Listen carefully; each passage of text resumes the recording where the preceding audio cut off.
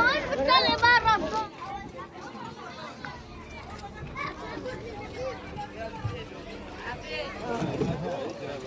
بس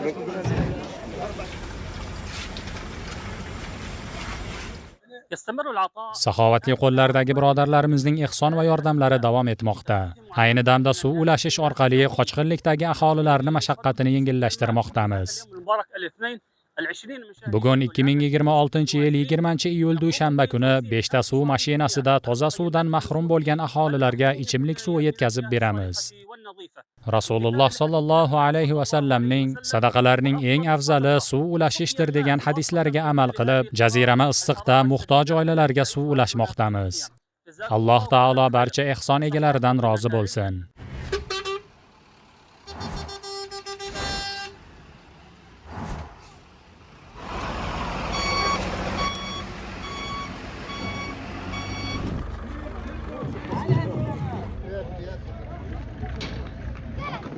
شوية عم شوية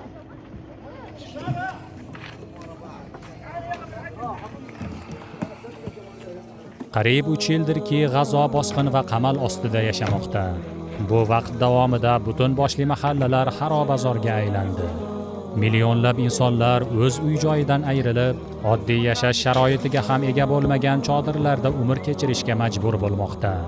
Bugungi kunda ham bosqin davom etmoqda. Yashash mumkin bo'lgan hududlar tobora qisqarib, tinch aholi yana va yana yangi joylarga ko'chishga majbur bo'lmoqda.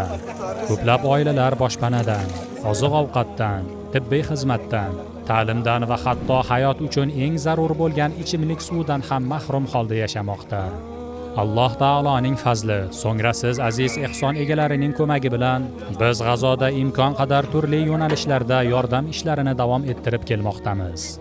Ichimlik suvi, issiq taom, oziq-ovqat paketlari, tibbiy yordam va boshqa zarur loyihalar orqali minglab oilalarga yetib borishga harakat qilyapmiz. Robbimizdan so'raymizki, qilayotgan har bir ehsoningizni o'z dargohida qabul qilsin. Uni qiyomat kunida foydangizga hujjat qilsin. Hamda G'azo ahli uchun tez fursatda tinchlik, omonlik va g'alaba nasib etsin.